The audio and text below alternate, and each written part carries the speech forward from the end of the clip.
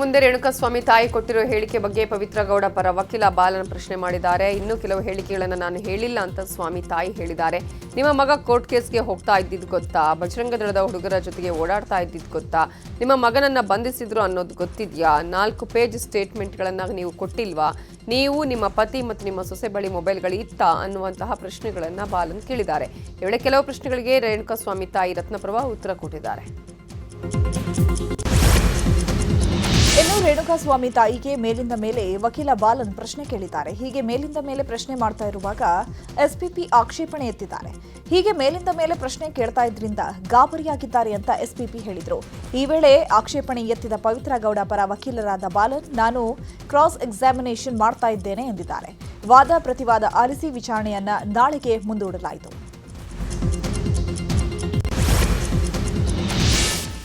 ಇವತ್ತು ವಿಧಾನಸಭೆಯಲ್ಲಿ ಗೃಹಲಕ್ಷ್ಮಿ ಹಣದ ವಿಚಾರವಾಗಿ ಚರ್ಚೆ ನಡೆಯಿತು. ಗೃಹಲಕ್ಷ್ಮಿ ಹಣದ ಬಗ್ಗೆ ಸಚಿವರು ಸರಿಯಾಗಿ ಉತ್ತರ ಕೊಟ್ಟಿಲ್ಲ. ನಿನ್ನೆಯಿಂದಲೂ ಸಚಿವರು ಸದನಕ್ಕೆ ಬಾರದೆ ಕಾಣೆಯಾಗಿದ್ದಾರೆ ಅಂತ ವಿಪಕ್ಷ ನಾಯಕ ಆರ್ ಅಶೋಕ್ ಆರೋಪ ಮಾಡಿದ್ರು.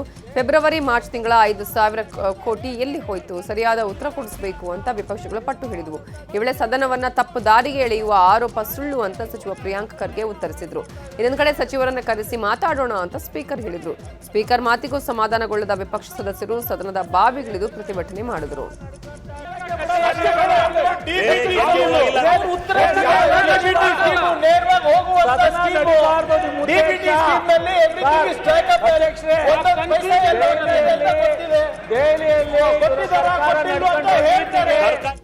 ಪ್ರತಿಪಕ್ಷದ ಪ್ರಶ್ನೆಗೆ ಉತ್ತರಿಸಿದ ಲಕ್ಷ್ಮೀ ಹೆಬ್ಬಾಳ್ಕರ್, ಮೊನ್ನೆ ಮಹೇಶ್ ತೆಂಗಿನಕಾಯಿ ಅವರು ಕೇಳಿದ ಪ್ರಶ್ನೆಗೆ ಸ್ಪಷ್ಟ ಉತ್ತರ ಕೊಟ್ಟಿದ್ದೇನೆ. ಅವತ್ತಿನ ಹೇಳಿಕೆಗೆ ಇವಾಗಲೂ ನಾನು ಬದ್ಧ. ಇಲ್ಲಿವರೆಗೆ 23 ಕಂತುಗಳನ್ನು ಕೊಟ್ಟಿದ್ದೇವೆ. ಸದನದ ಸದಸ್ಯರಿಗೆ ತಪ್ಪು ಮಾಹಿತಿ ಕೊಡೋದಾಗ್ಲಿ, ಸದನವನ್ನು ತಪ್ಪು ದಾರಿಗೆ ಎಳೆಯುವ ಕೆಲಸ ಮಾಡಿಲ್ಲ. 2 ತಿಂಗಳ ಹೆಚ್ಚು ಕಡಿಮೆ ಆಗಿದೆ. ಅದನ್ನು ಸರಿಪಡಿಸುವ ಕೆಲಸ ಮಾಡ್ತೀವಿ. ನನ್ನ ಮಾತಿಂದ ಯಾರಿಗಾದರೂ ಬೇಸರವಾದರೆ ವಿಷಾದ ವ್ಯಕ್ತಪಡಿಸ್ತೀನಿ ಅಂತ ಅವ್ರು ಹೇಳಿದ್ರು. ಒಂದು ಅತ್ಯುನ್ನತ ಯೋಜನೆ 23 ಕಂತುಗಳನ್ನು ಹಾಕಿದ್ದೇವೆ. 46,000 ರೂಪಾಯಿಗಳು ಒಬ್ಬೊಬ್ಬ ಮನೆಯ ಯಜಮಾನಿಗೆ 1,26,00,000 ಮನೆಯ ಕುಟುಂಬದ ಯಜಮಾನಿಗಳಿಗೆ ಸಿಕ್ಕಿದೆ ಅಂತ ಮೊನ್ನೆ ಕೂಡ ನಾನು ಹೇಳಿದ್ದೀನಿ. ಮಾರ್ಚ್ ಮತ್ತು ಫೆಬ್ರವರಿ ಮತ್ತು ಮಾರ್ಚ್ ಇದು ಬಂದಿಲ್ಲ ಅಂತ ಹೇಳ್ತಾ ಇದ್ರು ಸದಸ್ಯರು. ನಾನು ಹೇಳಿದೆ ಆಗಸ್ಟ್ವರೆಗೂ ಕ್ಲಿಯರ್ ಮಾಡಿದ್ದೀನಿ ಅಂತ ನಾನು ಹೇಳಿದೆ. ನಮಗೆಲ್ಲರಿಗೂ ತಪ್ಪು ಮಾಹಿತಿಯನ್ನು ಕೊಡೋದಾಗಲಿ ಅಥವಾ ಸದನನ ಮಿಸ್ಲೀಡ್ ಮಾಡೋದಾಗಲಿ ನನ್ನ ಉದ್ದೇಶವಿಲ್ಲ. ಫೈನಾನ್ಸ್ ಮಿನಿಸ್ಟ್ರು ಸಿದ್ದರಾಮಯ್ಯ ಸಾಹೇಬ್ರಿದ್ದಾರೆ, ಮುಖ್ಯಮಂತ್ರಿಗಳಿದ್ದಾರೆ. ಫೈನಾನ್ಸ್ ಡಿಪಾರ್ಟ್ಮೆಂಟ್ ಹತ್ರ ಮಾತಾಡ್ತೀವಿ. ಯಾಕೆ 2 ತಿಂಗಳದ ವ್ಯತ್ಯಯ ಆಯಿತು ಆಗಿದ್ರೆ ಅದನ್ನು ಮಾತಾಡಿ ಆದಷ್ಟು ಶೀಘ್ರದಲ್ಲೇ, ಮೊನ್ನೆ ಹೌಸ್ನಲ್ಲಿ ಮುಖ್ಯಮಂತ್ರಿಗಳು ಕೂಡ ಹೇಳಿದ್ದಾರೆ, ಅದನ್ನು ಆಗಲಿಲ್ಲ ಅಂತಂದರೆ ಶೀಘ್ರದಲ್ಲಿ ಮಾಡ್ತೀವಿ. ಬಟ್ ಇದರ ಅರ್ಥ ಆ ದುಡ್ಡನ್ನು ಬೇರೆ ಕಡೆ ಡೈವರ್ಟ್ ಆಯಿತು, ಅದಾಯಿತು ಇದಾಯಿತು ಅಂತಲ್ಲ. ಸದನವನ್ನು ಮಿಸ್ಲೀಡ್ ಮಾಡುವಂಥ ಇಂಟೆನ್ಷನ್ ಇರಲಿಲ್ಲ. ಆದರೆ ನಾನು ಹೋಗಿ ಚೆಕ್ ಮಾಡಿದಾಗ 2 ತಿಂಗಳದ ಹೆಚ್ಚು ಕಡಿಮೆ ಆಗಿದೆ ಅನ್ನೋದು ಗೊತ್ತಾಯಿತು. ಅದನ್ನು ಮುಂದಿನ ದಿನದಲ್ಲಿ ನಾನು ಸರಿ ಮಾಡ್ತೀನಿ. ನನ್ನ ಮಾತಿನಿಂದ ಯಾರ್ದಾದ್ರೂ ಭಾವನೆಗೆ ಇದಾಗಿದ್ರೆ ನಾನು ವಿಷಾದವನ್ನು ವ್ಯಕ್ತಪಡಿಸ್ತೀನಿ. ಇನ್ನು ಶಾಸಕ ಸುನಿಲ್ ಕುಮಾರ್ ಕೂಡ ಗೃಹಲಕ್ಷ್ಮಿ ಯೋಜನೆ ವಿಚಾರವಾಗಿ ಮಾತನಾಡಿದ್ದು ಸರ್ಕಾರವನ್ನ ತರಾಟೆಗೆ ತೆಗೆದುಕೊಂಡ್ರು. 2 ತಿಂಗಳ ಹಣ ಹಾಕಿಲ್ಲ ಅನ್ನೋ ಬದಲು ಪದೇ ಪದೇ ಆರೋಪ ಮಾಡ್ತಾರೆ. ಸರ್ಕಾರ ದಿವಾಳಿಯಾಗಿದೆ ಅನ್ನೋದನ್ನ ಸಚಿವರು ಒಪ್ಕೋಬೇಕು ಅಂತ ಹೇಳಿದರು. ಇಲ್ಲ, ಆಗಸ್ಟ್ ಪದೇ ಪದೇ ಗೃಹಲಕ್ಷ್ಮಿ ಯೋಜನೆ ಬಹಳ ಒಳ್ಳೆ ಯೋಜನೆ, ಇದು ನಾವು ಒಪ್ಕೊಂಡು ನಾವೇನಿಲ್ಲ ಅಂತ ಹೇಳಲಿಲ್ಲ. 2 ತಿಂಗಳು ಆಗಸ್ಟ್ ತನಕ ಕೊಟ್ಟಿದ್ದೀವಿ ಅಂತ ಒಬ್ಬರು ಸಚಿವರು ಮತ್ತು ಮುಖ್ಯಮಂತ್ರಿಗಳು ಸ್ವತಃ ಒಪ್ಕೊಂಡ್ರು, ಆಗಸ್ಟ್ ತನಕ ಕೊಟ್ಟಿದ್ದೀವಿ ಅಂತ. ನಂತರ ಮತ್ತೆ ಕರೆಕ್ಷನ್ ಮಾಡ್ಕೊಳ್ತಾ ಇರೋದೇನು ಅಂತಂದ್ರೆ, ಇಲ್ಲ ಆಗಸ್ಟ್ ಫೆಬ್ರವರಿ ಮತ್ತು ಮಾರ್ಚ್ ಆಗಿಲ್ಲ ಅಂದ್ರೆ ನಾವು ಕೊಡ್ತೀವಿ ಅನ್ನುವಂಥ ಮಾತನ್ನು ಹೇಳ್ತಾ ಇದ್ದಾರೆ. ನಾವು ಅವತ್ತಿನಿಂದ ಇವತ್ತಿನ ತನಕ ಹೇಳ್ತಾ ಇರೋದು, ನೀವು ಗ್ಯಾರಂಟಿ ಯೋಜನೆಗಳನ್ನ ಘೋಷಣೆ ಮಾಡಿದಿರಿ, ಆದರೆ ಸರಿಯಾದ ಸಮಯಕ್ಕೆ ಯಾವುದನ್ನು ಕೂಡ ತಲುಪಿಸ್ಲಿಕ್ಕೆ ಆಗ್ತಾ ಇಲ್ಲ. ಸರ್ಕಾರ ದಿವಾಳಿ ಆಗಿದೆ, ಆ ಕಾರಣಕ್ಕೆ ಇದನ್ನು ಕೊಡ್ತಿಲ್ಲ ಅನ್ನೋದನ್ನ ಹೇಳಿ. ನೀವು 3 ದಿನ ಮಾರ್ಚ್ ಏಪ್ರಿಲ್ ಮೆತ್ತೆ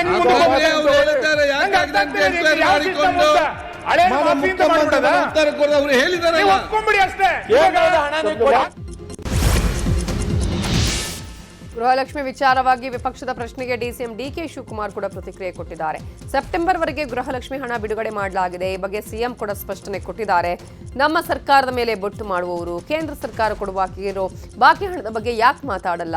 ನಮ್ಮ ಗ್ಯಾರಂಟಿ ಯೋಜನೆಯನ್ನ ಬಿಜೆಪಿಯವರು ಕಾಪಿ ಮಾಡಿದ್ಯಾಕೆ ಅಂತ ಪ್ರಶ್ನಿಸಿದರು. ಅವರು ಕೇಳಿದಂಥ ಪ್ರಶ್ನೆ ಆಸ್ ಎ ಪೊಲಿಟಿಕಲ್ ರೆಪ್ರೆಸೆಂಟೇಟಿವ್ ಈ ಕ್ಷೇತ್ರದಲ್ಲಿ, ಆ ಕ್ಷೇತ್ರದಲ್ಲಿ ಪೀಪಲ್ ರೆಪ್ರೆಸೆಂಟೇಟಿವ್ ಅವರು ಬಂದು ಕೇಳಿದ್ದಾರೆ. ಅವ್ರ ಮಂತ್ರಿಗಳು ಉತ್ತರ ಕೊಟ್ಟಾಗೂ ನಾನು ಇಲ್ಲಿದ್ದೆ, ಐ ವಾಸ್ ದೇರ್. ಅವರು ಕಂತಿನ ಮೇಲೆ ಅವ್ರು ಹೇಳ್ತಾ ಇದ್ರು ಇಂತಿಂತ ಇಷ್ಟು ಕಂತು ಬಿಡುಗಡೆ ಮಾಡಿದ್ವಿ, ಇಷ್ಟು ಕಂತು ಬಿಡುಗಡೆ. ನಾನು ಆಫೀಸರ್ಸ್ನ ಕರೆದು ಕೇಳಿದೆ, ನಾನು ಅವರು ಲಿಸ್ಟ್ ಕೊಟ್ಟಿದ್ದಾರೆ. ಟಿಲ್ ಸೆಪ್ಟೆಂಬರ್ವರೆಗೂ ಕೂಡ ಈಗ ರಿಲೀಸ್ ಆಗಿದೆ. ಮಧ್ಯದಲ್ಲಿ 1-2 ತಿಂಗಳು ಇಲ್ಲ ಅನ್ನೋದು ಅವರು ಮಾಡಿದ್ದಾರೆ. ಅದಕ್ಕೆ ಅವರು ಕನ್ಫರ್ಮ್ ಮಾಡಿದ್ದಾರೆ. ಚೀಫ್ ಮಿನಿಸ್ಟರ್ ಹತ್ರ ಕೂಡ ಅವರು ಮಾತಾಡಿ, ಈಗ ಫೈನಾನ್ಸ್ ಮಿನಿಸ್ಟರ್ ಯಾವತ್ತೇ ಆಗಲಿ, ನೀವು ಮಂತ್ರಿ ಆಗಿರಲಿ, ನಾನು ಮಂತ್ರಿ ಆಗಲಿ, ನಮಗೆ ಫೈನಾನ್ಸ್ ಮಿನಿಸ್ಟ್ರಿಂದ ಏನು ಬರ್ತದೆ ನಾವು ಟ್ರಾನ್ಸ್ಫರ್ ಮಾಡ್ತೀವಿ. ಅವರು ನಮ್ಮ ಸ್ನೇಹಿತರು, ನಮ್ಮ ಸುನಿಲ್ ಯಂಗ್ ಲೀಡರ್, ಅವರು ಸರ್ಕಾರ ದಿವಾಳಿ ಆಗ್ಬಿಟ್ಟಿದೆ ಅಂತ ಒಪ್ಕೊಳ್ಳಿ ಅಂತ ಹೇಳ್ತಾ ಇದ್ದಾರೆ. ಆಯಿತು, ನಿಮ್ಮ ಭಾವನೆ ಏನು ಬೇಕಾದ್ರೂ ಇರಲಿ. ಈಗ ನೀವು ಮಂತ್ರಿ ಇದ್ರಿ, ಒಂದು ಬಜೆಟ್ ಮಂಡಿಸಿದ್ರಿ, ನಿರ್ಮಲಾ ಸೀತಾರಾಮನ್ ಬಜೆಟ್ ಮಂಡಿಸಿದ್ರು, 5,300 ಕೋಟಿ ರೂಪಾಯಿ ಕೊಡ್ತೀನಿ ಅಂತ ನೀವು ಮಾತು ಕೊಟ್ರಿ, ಅದು ಕೊಡಲಿಲ್ಲ. ಇಲ್ಲಿ ಬೊಮ್ಮಾಯಿ ಗೌರ್ಮೆಂಟ್ ಬಂತು. ಒಂದು ನಿಮಿಷ ಇರ್ರಿ, ತಾಳ್ಮೆಯಿಂದ ಕೇಳಿ ಸ್ವಾಮಿ, ನಿಮ್ದೆಲ್ಲ ಕೇಳಿದ್ವಿ ನಾವು, ಕೇಳಿ ಒಂದು ನಿಮಿಷ. 5,300 ಕೋಟಿ ರೂಪಾಯಿ ನಿಮ್ಮದೇ ಬಜೆಟು, ಇರ್ರಿ ಸ್ವಲ್ಪ, ನಿಮ್ಮದೇ ಗೌರ್ಮೆಂಟ್ ಹೇಳ್ತು, ಆಯ್ತಪ್ಪ 5,300 ಕೋಟಿ ರೂಪಾಯಿ ಅಪ್ಪರ್ ಬರ್ನರ್ ಬಜೆಟ್ಗೆ ಕೊಡ್ತೀವಿ ಅಂತ ಹೇಳಿದ್ರು, ಕೊಡೋಕ್ಕಾಗಲಿಲ್ಲ. ಇಲ್ಲಿ ನರೇಗಾ ದುಡ್ಡು ಇವತ್ತವರೆಗೂ ಕೂಡ ಕೋಟ್ಯಾಂತರ ರೂಪಾಯಿ ಕೊಡಬೇಕು. ಜಲ್ ಜೀವನ್ ಮಿಷನ್ ದುಡ್ಡು ಸುಮಾರು 30-40 ಸಾವಿರ ಕೋಟಿ, ಹಂಗಂತ ಕೇಂದ್ರ ಸರ್ಕಾರ ದಿವಾಳಿಯಾಗೋಯ್ತು ಅಂತ ಹೇಳಕ್ಕಾಗ್ತದ? ನಾನು ಐ ಕಾಂಟ್. ಇನ್ನು ಗೃಹಲಕ್ಷ್ಮಿ ವಿಚಾರವಾಗಿ ಸಚಿವರು ನೀಡಿದ ಉತ್ತರ ನಮಗೆ ಸಮಾಧಾನ ತಂದಿಲ್ಲ ಅಂತ ವಿಪಕ್ಷಗಳು ಆರೋಪಿಸಿದೆ. ಸಚಿವರು ಸರಿಯಾಗಿ ಉತ್ತರಿಸ್ತಾ ಇಲ್ಲ ಅಂತ ವಿಪಕ್ಷ ನಾಯಕ ಆರ್ ಅಶೋಕ್ ಹೇಳಿದರು. ಸರ್ಕಾರದ ಉತ್ತರ ಸಮಾಧಾನ ತರದೆ ನಾವು ಸಭಾತ್ಯಾಗ ಮಾಡ್ತಾ ಇದ್ದೇವೆ ಅಂತ ಅಶೋಕ್ ಹೇಳಿದರು.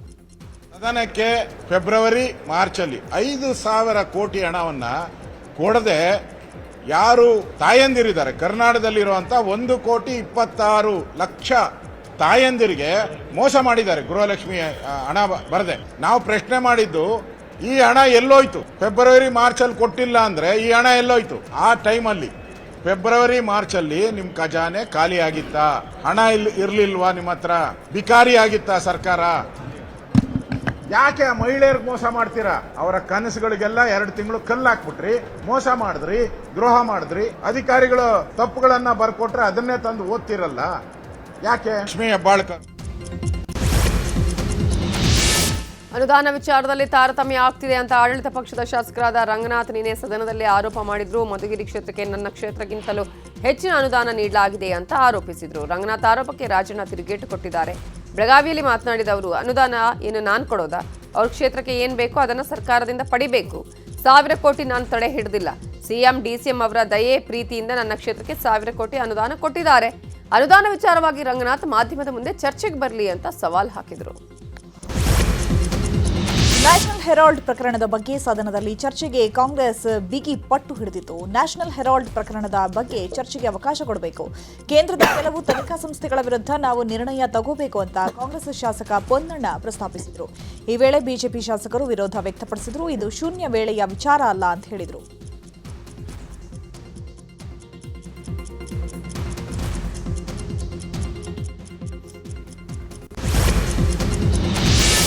ಸಚಿವ ಕೃಷ್ಣ ಬೈರೇಗೌಡ ವಿರುದ್ಧ ಗಂಭೀರ ಆರೋಪ ಕೇಳಿ ಬಂದಿದೆ. ಕೋಟಿ ಕೋಟಿ ಬೆಲೆ ಬಾಳೋ 21 ಎಕರೆ ಸರ್ಕಾರಿ ಭೂಮಿಯನ್ನ ಕೃಷ್ಣ ಬೈರೇಗೌಡರು ಕಬಳಿಸಿದ್ದಾರೆ ಎನ್ನಲಾಗಿದೆ. ಕೋಲಾರ ಜಿಲ್ಲೆಯ ನರಸಾಪುರದ ಗರುಡನಪಾಳ್ಯದಲ್ಲಿ ಜಮೀನು ಕಬಳಿಕೆ ಮಾಡಿದ್ದಾರೆ ಅಂತ ಬಿಜೆಪಿ ನಾಯಕರು ಆರೋಪಿಸಿದ್ದಾರೆ. ಗರುಡನಪಾಳ್ಯ ಗ್ರಾಮದ ಸರ್ವೆ ನಂಬರ್ 47ರಲ್ಲಿ 1 ಎಕರೆ, ಸರ್ವೆ ನಂಬರ್ 46ರಲ್ಲಿ ಗರುಡನಪಾಳ್ಯದಲ್ಲಿ 20.16 ಎಕರೆ ಭೂಮಿ ಕಬಳಿಕೆ ಮಾಡಲಾಗಿದೆ ಅಂತ ಪರಿಷತ್ ಸದಸ್ಯ ಛಲವಾದಿ ನಾರಾಯಣಸ್ವಾಮಿ ದಾಖಲೆ ಬಿಡುಗಡೆ ಮಾಡಿದ್ದಾರೆ. ಮಾನ್ಯ ಕೃಷ್ಣ ಬೈರೇಗೌಡರು ಕಂದಾಯ ಸಚಿವರು ಈ 1 ಎಕರೆ ಮತ್ತು ಈ 20 ಎಕರೆ 16 ಗುಂಟೆ ಜಾಗ ಗರುಡನಪಾಳ್ಯದಲ್ಲಿ ಅದು ಪಂಚಾಯತ್ ಪಾರಿಕತ್ ಮಾಡಿದ್ದಾರೆ. ಆ ಜಮೀನು ದಾಖಲೆಗಳ ಪ್ರಕಾರ ಕೆರೆ ಅಂಗಳ, ಇದು ಕೆರೆ ಜಮೀನು. ಕೆರೆ ಜಮೀನನ್ನ ಯಾರೂ ಕೂಡ ತನ್ನ ಹೆಸರಿಗೆ ಮಾಡಿಕೊಳ್ಳಲಿಕ್ಕೆ ಬರೋದಿಲ್ಲ. ಇದನ್ನ ನೋಡಿ, ಅವರ ಹೆಸರಿನಲ್ಲೇ ಮಾನ್ಯ ಕೃಷ್ಣ ಬೈರೇಗೌಡ ಬಿನ್ late C Byregowda 47 survey number 1 ಎಕರೆ ಭೂಮಿ 20 ಎಕರೆ 16 ಗುಂಟೆ ಅವರದೇ ಹೆಸರಿನಲ್ಲಿ ಕೃಷ್ಣ ಬೈರೇಗೌಡ ಬಿನ್ ಲೇಟ್ ಸಿ ಬೈರೇಗೌಡ ಇದನ್ನು 20 ಎಕರೆ 16 ಗುಂಟೆ ಅಂತಕ್ಕಂಥದ್ದು ಇಲ್ಲಿದೆ. ಆದರೆ ಇದು ಯಾವ ಇನ್ನು ಭೂಮಿ ಕಬಳಿಕೆ ಬಗ್ಗೆ ನನ್ನ ಮೇಲೆ ಮಾಡಿರೋ ಆರೋಪ ಸುಳ್ಳು ಅಂತ ಸಚಿವ ಕೃಷ್ಣ ಬೈರೇಗೌಡ ಹೇಳಿದ್ದಾರೆ. ತಾತನಿಂದ ವಿಭಾಗದ ಮೂಲಕ ಆಸ್ತಿ ಬಂದಿದೆ. ಲೋಕಾಯುಕ್ತಕ್ಕೆ ಬೇರೆ ತನಿಖಾ ಸಂಸ್ಥೆಗಳಿಗೂ ದೂರು ಕೊಡ್ಲಿ, ನಾನು ಎಲ್ಲಾ ವಿಚಾರಣೆಗೂ ಸಿದ್ಧ ಅಂತ ಹೇಳಿದರು. ಇದು ಪಿತ್ರಾರ್ಜಿತ ಆಸ್ತಿ, ಇದು ಯಾವುದೋ ಕಾಲದಿಂದ ನಮಗೆ ಬಂದಿರೋದು. ನಮ್ಮ ತಾತ ಅವರು ಖರೀದಿ ಮಾಡಿ ಅವರಿಂದ ನಮಗೆ ಭಾಗವಾಗಿ ಬಂದಿರತಕ್ಕಂಥ ಜಮೀನು. ಅದರಲ್ಲಿ ತಗೊಂಡು ಬಂದ್ಬಿಟ್ಟು ಇವತ್ತು ರಾಜಕೀಯವಾಗಿ ಕೆಸರು ಎರಚಾಟ ಮಾಡೋದು, ಅದನ್ನೇ ಉದ್ಯೋಗ ಮಾಡಿಕೊಂಡು ಇಲ್ಲ ಸಲ್ಲದ ಆರೋಪಗಳನ್ನು ಮಾಡೋದು ಕೆಲವ್ರಿಗೆ ಅದು ವೃತ್ತಿನೂ ಇರ್ಬೋದು, ಅಭ್ಯಾಸನೂ ಇರ್ಬೋದು, ಅದು ಅವ್ರ ಕೆಲಸ. ಅದಕ್ಕಾಗಿಯೇ ಸ್ವತಂತ್ರ ತನಿಖಾ ಸಂಸ್ಥೆಗಳಿದ್ದಾವೆ. ತನಿಖೆ ಮಾಡಲಿ, ಕಾನೂನು ಪ್ರಕಾರ ನಾನು ನಡ್ಕೋಬೇಕು, ಮತ್ತೊಬ್ಬರು ನಡ್ಕೋಬೇಕು. ಅದಕ್ಕೆ ನಾವು ತಲೆ ಬಾಗ್ತೇವೆ. ಕಾವೇರಿ ಆನ್ಲೈನ್ ಸರ್ವಿಸ್ ಪ್ರಾರಂಭವಾದ ಬಳಿಕ ನೋಂದಣಿ ಪ್ರಕ್ರಿಯೆ ವಿಳಂಬವಾಗಿದೆ ಅಂತ ಪರಿಷತ್ ಸದಸ್ಯ ಅರುಣ್ ಪ್ರಸ್ತಾಪ ಮಾಡಿದ್ರು. ಸರ್ವರ್ ಸಮಸ್ಯೆ ಅಂತಾರೆ. ಸರ್ವರ್ ಕೆಪಾಸಿಟಿ ಹೆಚ್ಚಿಸಿ ಅಂತ ಅರುಣ್ ಮನವಿ ಮಾಡಿದ್ರು. ಇದಕ್ಕೆ ಉತ್ತರ ಕೊಟ್ಟಿರೋ ಕಂದಾಯ ಸಚಿವ ಕೃಷ್ಣ ಬೈರೇಗೌಡರು, ಈ ಹಿಂದೆ ಆಧಾರ್, ಪಾನ್, ಪಾಸ್ಪೋರ್ಟ್ ಯಾವುದಾದ್ರೂ ಒಂದು ಕೊಟ್ಟು ವೆರಿಫೈ ಮಾಡಿಸ್ಕೋಬಹುದಿತ್ತು. ಆದರೆ ನಕಲು ತಡೆಗಟ್ಟೋದಕ್ಕೆ ಬಯೋಮೆಟ್ರಿಕ್ ಕಡ್ಡಾಯ ಮಾಡಲಾಗಿದೆ. ಕೆಲವರಿಗೆ ಇದು ಸಮಸ್ಯೆ ಆಗಿದೆ. ಎಲ್ಲಾ ಮಾಲೀಕತ್ವಕ್ಕೆ ಆಧಾರ್ ಇಂಟಿಗ್ರೇಟೆಡ್ ಮಾಡಬೇಕಿದೆ. ಲೋಪವನ್ನು ನಾವು ಸರಿಪಡಿಸುತ್ತಿದ್ದೇವೆ ಅಂತ ಹೇಳಿದರು. ಶಾಲೆಗೆ ಶೌಚಾಲಯ ಕಟ್ಟಿಸ್ಕೊಡಿ ಅಂತ ಶಿಕ್ಷಣ ಸಚಿವರನ್ನ ಕೇಳಲು ಹೋದವರನ್ನೇ ಸಚಿವರು ಅಪಮಾನಿಸಿದ್ರು ಅನ್ನೋ ಆರೋಪ ಕೇಳಿಬಂದಿದೆ. ರೈತ ಪ್ರತಿನಿಧಿಗಳಿಗೆ ಶಿಕ್ಷಣ ಸಚಿವ ಮಧು ಬಂಗಾರಪ್ಪ ಅಪಮಾನಿಸಿದ್ರು ಎನ್ನಲಾಗಿದೆ. ಈ ಬಗ್ಗೆ ಬೆಳಗಾವಿ ಸುವರ್ಣಸೌಧದಲ್ಲಿರುವ ಶಿಕ್ಷಣ ಸಚಿವರ ಕೊಠಡಿ ಬಳಿ ಗಲಾಟೆ ನಡೆದಿದೆ. ವಿಧಾನಸೌಧದ ಪಡಸಾಲೆಯಲ್ಲಿ ಕುಳಿತು ರೈತರು ಆಕ್ರೋಶವನ್ನು ವ್ಯಕ್ತಪಡಿಸಿದ್ದಾರೆ. ಮೊಟ್ಟೆಯಲ್ಲಿ ಕ್ಯಾನ್ಸರ್ ಕಾರಕ ಅಂಶ ಪತ್ತೆಯಾಗಿತ್ತು ಅನ್ನೋ ಆರೋಪ ಕೇಳಿಬಂದಿತ್ತು. ಇದರ ಬಗ್ಗೆ ಆರೋಗ್ಯ ಸಚಿವ ದಿನೇಶ್ ಗುಂಡೂರಾವ್ ಪ್ರತಿಕ್ರಿಯೆ ಕೊಟ್ಟಿದ್ದಾರೆ. ಮೊಟ್ಟೆಯಲ್ಲಿ ಕ್ಯಾನ್ಸರ್ ಕಾರಕ ಅಂಶಗಳ ಬಗ್ಗೆ ಕೇಂದ್ರ ಸರ್ಕಾರ ಕೂಡ ವರದಿ ಕಳುಹಿಸಿದೆ. ಯಾರು ಆತಂಕ ಪಡೋ ಅಗತ್ಯ ಇಲ್ಲ. ಸೋಮವಾರ ಸ್ಯಾಂಪಲ್ ಟೆಸ್ಟ್ ರಿಪೋರ್ಟ್ ಬರಬಹುದು. ರಿಪೋರ್ಟ್ ಬಂದ ಮೇಲೆ ಅದರ ಮಾಹಿತಿ ತಿಳಿಸ್ತೇನೆ ಅಂತ ದಿನೇಶ್ ಗುಂಡೂರಾವ್ ಹೇಳಿದರು. ಪಡುವಂಥದ್ದು ಏನಿಲ್ಲ ಅಂತ ನಾನು ಹೇಳೋದಕ್ಕೆ ಮತ್ತೊಮ್ಮೆ ಬಯಸ್ತಾ ಇದ್ದೀನಿ. ಆ ಒಂದು ಕಂಪನಿ ಯಾಕಂದರೆ ಹೋದ ವರ್ಷ ನಾನು ಆಗಲೇ ಹೇಳಿದೆ, ಹೋದ ವರ್ಷ ನಾನು ಮಾಡಿಸಿದ್ದೆ. ಆವಾಗ ನಮಗೆ 224 223 ಸ್ಯಾಂಪಲ್ಗಳು ಚೆನ್ನಾಗಿದೆ ಅಂತಲೇ ಬಂದಿತ್ತು ಮೊಟ್ಟೆಗಳದು. ಈ ಸಲ ಮತ್ತೆ ತೊಗೊಂಡಿದ್ದೀವಿ ಸ್ಯಾಂಪಲ್ಸು. ರಿಸಲ್ಟ್ ಬಂದಮೇಲೆ ಹೇಳ್ತೀನಿ. ಮತ್ತು ಕೇಂದ್ರ ಸರ್ಕಾರದ ಫುಡ್ ಸೇಫ್ಟಿ ಡಿಪಾರ್ಟ್ಮೆಂಟು ಅವರು ಕೂಡ ದೇಶದಲ್ಲಿ ಅವರು ಬೇರೆ ಬೇರೆ ಕಡೆ ಅದನ್ನು ಅವರು ತಪಾಸಣೆ ಮಾಡಿಸ್ತಾರೆ. ಚಿನ್ನ ಅಡವಿಟ್ಕೊಂಡು ಬ್ಯಾಂಕ್ ಸಿಬ್ಬಂದಿ ಮೋಸ ಮಾಡಿದ್ದಾರೆ ಅನ್ನೋ ಆರೋಪ ಕೇಳಿಬಂದಿದೆ. ಮೈಸೂರಿನ ಹೆನಕಲ್ನಲ್ಲಿ ಕೆನರಾ ಬ್ಯಾಂಕ್ನಲ್ಲಿ ವಂಚನೆ ಎಸಗಿದ್ದಾರೆ ಅನ್ನೋ ಆರೋಪ ಕೇಳಿಬಂದಿದೆ. ತೂಕದಲ್ಲಿ ಮೋಸ ಮಾಡಿ ಸಿಬ್ಬಂದಿ ವಂಚಿಸಿದ್ದಾರಂತೆ. ಚಿನ್ನ ಅಡವಿಟ್ಟುಕೊಳ್ಳುವಾಗ ಒಂದು ತೂಕ, ಬಿಡಿಸಿಕೊಳ್ಳುವಾಗ ತೂಕದಲ್ಲಿ ವ್ಯತ್ಯಾಸವಾಗಿದೆ. ಸಿಬ್ಬಂದಿ ವಿರುದ್ಧ ಗ್ರಾಹಕರು ಬ್ಯಾಂಕ್ನಲ್ಲೇ ರೊಚ್ಚಿಗೆದ್ದಿದ್ದಾರೆ. ಮೋಸ ಮಾಡೋದನ್ನು ನಿಲ್ಲಿಸಿ ಅಂತ ಆಕ್ರೋಶವನ್ನು ವ್ಯಕ್ತಪಡಿಸಿದ್ದಾರೆ. ವಲಸೆ ಬಂದ ಸೀಗಲ್ ಹಕ್ಕಿಯಲ್ಲಿ ಚೀನಾದ ಜಿಪಿಎಸ್ ಟ್ರ್ಯಾಕರ್ ಪತ್ತೆಯಾಗಿದೆ. ಉತ್ತರ ಕನ್ನಡ ಜಿಲ್ಲೆ ಕಾರವಾರದ ತಿಮ್ಮಕ್ಕ ಗಾರ್ಡನ್ ಹಿಂಭಾಗದಲ್ಲಿ ಸೀಗಲ್ ಹಕ್ಕಿ ಪತ್ತೆಯಾಗಿದ್ದು, ಹಕ್ಕಿಯ ಬೆನ್ನಲ್ಲಿ ಜಿಪಿಎಸ್ ಟ್ರ್ಯಾಕರ್ ಪತ್ತೆಯಾಗಿದೆ. ಅರಣ್ಯ ಇಲಾಖೆ ಅಧಿಕಾರಿಗಳು ಸೀಗಲ್ ಹಕ್ಕಿಯನ್ನು ವಶಕ್ಕೆ ಪಡೆದಿದೆ. ಮೇಲ್ನೋಟಕ್ಕೆ ಸೀಗಲ್ ಹಕ್ಕಿಗಳ ಚಲನ ವಲನ, ಆಹಾರ ಪದ್ಧತಿ ಹಾಗೂ ವಲಸೆ ಸಮೀಕ್ಷೆಗೆ ಅಳವಡಿಸಿರುವ ಈ ಟ್ರ್ಯಾಕರ್ ಅಳವಡಿಸಲಾಗಿದೆ ಅಂತ ಹೇಳಲಾಗಿದೆ. ಅಧಿಕಾರಿಗಳು ತನಿಖೆ ನಡೆಸ್ತಾ ಇದ್ದು, ಟ್ರ್ಯಾಕರ್ ಮೇಲೆ ಪತ್ತೆಯಾದ ಚೀನಾದ ಅಕಾಡೆಮಿಯನ್ನು ಸಂಪರ್ಕಿಸ್ತಾ ಇದೆ. ಶಬರಿಮಲೆ ಚಿನ್ನ ಕಳವು ಪ್ರಕರಣಗಳ ತನಿಖೆ ನಡೆಸ್ತಾ ಇರುವಂತಹ ಎಸ್ಐಟಿ ಟಿಡಿಪಿಯ ಮಾಜಿ ಆಡಳಿತಾಧಿಕಾರಿ ಎಸ್ ಶ್ರೀಕುಮಾರ್ ಅವರನ್ನು ಬಂಧಿಸಿದೆ. ಶ್ರೀಕುಮಾರ್ ಅವರ ನಿರೀಕ್ಷಣಾ ಜಾಮೀನು ಅರ್ಜಿಯನ್ನು ತಿರಸ್ಕರಿಸಿದ 2 ವಾರಗಳ ಬಳಿಕ ಶ್ರೀಕುಮಾರ್ ಅವರನ್ನು ಬಂಧಿಸಲಾಗಿದೆ. ಶ್ರೀಕುಮಾರ್ ಜೊತೆಗೆ ಟಿಡಿಬಿ ಮಾಜಿ ಕಾರ್ಯದರ್ಶಿ ಎಸ್ ಜಯಶ್ರೀ ಅವರ ನಿರೀಕ್ಷಣಾ ಜಾಮೀನು ಅರ್ಜಿಯನ್ನು ತಿರಸ್ಕರಿಸಲಾಗಿದೆ. ಇಂಡಿಯನ್ ಪ್ರೀಮಿಯರ್ ಲೀಗ್ 2026ರ ಆವೃತ್ತಿಗಾಗಿ ನಡೆದ ಮಿನಿ ಹರಾಜು ಮುಕ್ತಾಯವಾಗಿದ್ದು, ಈ ಹರಾಜಲ್ಲಿ ಆಸ್ಟ್ರೇಲಿಯಾದ ಕ್ಯಾಮ್ರೂನ್ ಗ್ರೀನ್, ಪ್ರಶಾಂತ್ ವೀರ್ ಮತ್ತು ಕಾರ್ತಿಕ್ ಶರ್ಮಾ ಊಹೆಗೂ ಮೀರಿದ ಹಣಕ್ಕೆ ಹರಾಜಾಗಿದ್ದಾರೆ. ಅನೇಕ ತಾರಾ ಆಟಗಾರರು ದೊಡ್ಡ ಮೊತ್ತ ಪಡೆಯಬಹುದು ಅಂತ ನಿರೀಕ್ಷಿಸಲಾಗಿತ್ತು, ಆದರೆ ಸೋಲ್ಡ್ ಆಗದೆ ಉಳಿದಿದ್ದಾರೆ. ಈ ನಡುವೆ ಫ್ರಾಂಚೈಸಿಗಳು ಅಳೆದು ತೂಗಿ ಸಮತೋಲನ ತಂಡವನ್ನು ಕಟ್ಟಿದ್ದಾರೆ. ಫುಟ್ಬಾಲ್ ದಂತಕತೆ ಮೆಸ್ಸಿ ಭಾರತಕ್ಕೆ ಆಗಮಿಸಿದ್ರು. ನಿನ್ನೆ ದೆಹಲಿಯಲ್ಲಿ ನಡೆದ ಕಾರ್ಯಕ್ರಮದಲ್ಲಿ ಮೆಸ್ಸಿ ಪಾಲ್ಗೊಂಡಿದ್ರು. ಇವತ್ತು ಅರ್ಜೆಂಟೀನಾಗೆ ವಾಪಸ್ಸಾಗಿದ್ದಾರೆ. ಭಾರತದ ಪ್ರವಾಸದ ಕುರಿತ ತಮ್ಮ ಅನುಭವವನ್ನು ಶೇರ್ ಮಾಡಿಕೊಂಡಿದ್ದಾರೆ. ಈ ಸಂಬಂಧ ಇನ್ಸ್ಟಾಗ್ರಾಂನಲ್ಲಿ ವಿಡಿಯೋ ಹಂಚಿಕೊಂಡಿದ್ದು, ಭಾರತದಲ್ಲಿ ಫುಟ್ಬಾಲ್ ಪಂದ್ಯಕ್ಕೆ ಉಜ್ವಲ ಭವಿಷ್ಯ ಇದೆ. ಪ್ರವಾಸದಲ್ಲಿ ಅತ್ಯುತ್ತಮ ಆತಿಥ್ಯ ನೀಡಿದ್ದಕ್ಕಾಗಿ ಭಾರತಕ್ಕೆ ಧನ್ಯವಾದ ಅಂತ ಬರೆದುಕೊಂಡಿದ್ದಾರೆ. ಅಮೆರಿಕ ಅಧ್ಯಕ್ಷ ಡೊನಾಲ್ಡ್ ಟ್ರಂಪ್ 30 ದೇಶಗಳಿಗೆ ಪ್ರವಾಸ ನಿಷೇಧ ಪಟ್ಟಿಯನ್ನು ಪ್ರಕಟಿಸಿದ್ದಾರೆ.